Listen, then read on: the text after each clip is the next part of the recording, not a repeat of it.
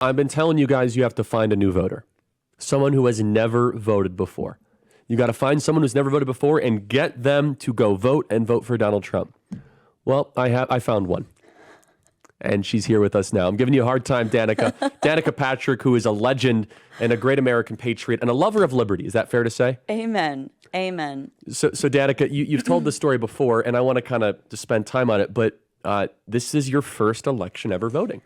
Yes, it is. I didn't grow up being super interested in politics. I raced since I was 10 years old, and I just didn't develop a passion. But the one thing that happens once I get interested in something is that it becomes somewhat of an obsession, to the point where I think it was my sister who pointed it out to me. She said, from the outside, it looks like you believe in something, but you're really investigating and you're really discovering it all, so you know what to think about it all. And I might remove myself, I might stay completely in, but that's where I'm at. And I can't see a way out right now, because I now understand that change is really possible. I guess that's probably the skeptic in me, wondered how much of a difference someone could really make, because it's such a big ship to turn. In my experience in racing and big companies, decisions take a long time. And I'm like, there's no bigger one than the country. But now I can see this pathway, and I can see how beliefs and passions can really translate to real things. And Danica, I want to talk more about the story and all that, but just to reiterate, you voted for Trump. I did, absolutely. And a friend of yours was helped you through the process, right? So my friend Stephanie Halverson, she went to the event here in town that Trump was at, and that RFK was announced, supporting him. And I was so jealous that I couldn't make it. But you spoke that night, and she was so impressed and so taken by your advice to bring 10 people it's to amazing. go vote. It's so comforting to hear people actually receive it. It's the ripple effect goes further. Let me tell you. So she was the one who walked me through the process to make sure I was registered to vote.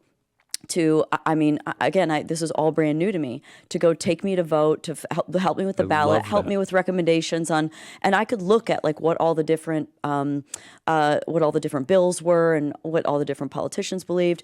And so, and then of course there's a Democratic cheat sheet and a Republican cheat sheet. But she took me through that whole process. So not long after she told me about this, I went and moderated for Bobby and Tulsi in Las Vegas. You did this a was great probably job. 6-8 weeks ago. And when I was chatting with Tulsi before we went on, as she was getting all done up and ready, I told her about this exact scenario. I was like, and I wanted to ask about voter fraud and that whole scenario. So I said that my friend Stephanie was so taken by this bring 10 people.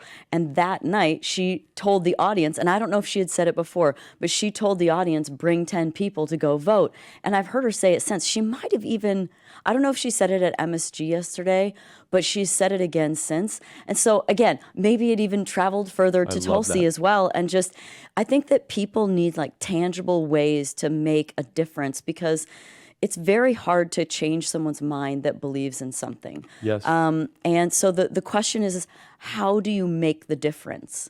And so I on X the other day was like, these are the easy, hard, and hardest ways to get people to vote. Go bring some friends. And she did exactly that. So thank you very much for make a party offering out of it, right? tangible ways for people to make a difference. Well, and so everybody, look, and Danica's a true patriot. And not only that, you did a town hall with the president recently, didn't you? I went and spoke in Las Vegas on Thursday night before I flew to Mexico City for the F1 race. It was my first time. So wait, do you at race a Trump F1? rally. I don't race F1. I do announcing. So. Okay, so what's the difference in F1 and a traditional? What is it? A technical? I know nothing. They're different cars. They're just different cars. Nothing. Isn't F1 in Vegas on the 20th? That's correct. I'll be there too. So is F1 always through the streets of the city? Is that right? Nope. There's all road courses, which means they go left and right. But there's some street courses, some sort of adapted courses, and some permanent circuits. The ones that are always there that never leave. But the Vegas one, they go through the streets. Correct. So that's a street circuit. And then the other one's in Monaco or something? Yep, right? that's a street circuit as well. And then Miami, they also have. You know more than you are letting on. I know nothing. No, I know nothing. Yes, you are. I know nothing about Very the technical thing. I asked an Uber driver, and I remember what he told me. Because I was in Vegas for the rally. I said, "What the heck is all this scaffolding? What is all this?" It stays up all year too. I know, and he says, "Oh well, because we have a 10-year contract, the F1 goes through the streets." That's right. I said, "Well, that can't be good for traffic." It's terrible.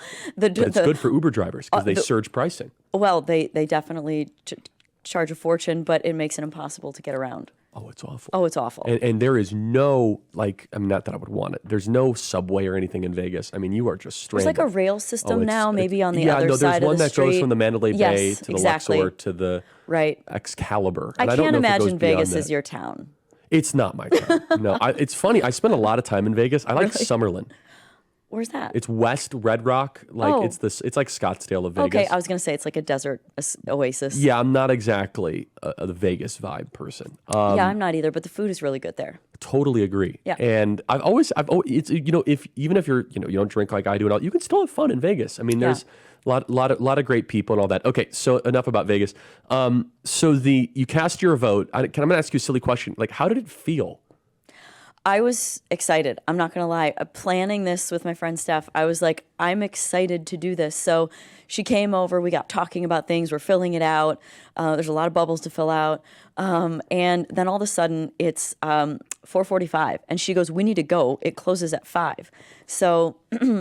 But anyway, throughout the whole process, we just got talking about so many things. And I don't know, to be honest, I was excited. We took pictures on the way in. There's like a certain point in time that you can't take any photos past. And so so we followed all those rules. But everybody was so nice inside too. And we went even inside, and my friend Steph had a couple questions because when we looked at our ballots, the order of the options were not the same on both of our ballots, which we found to be really Do interesting. you live in the same area?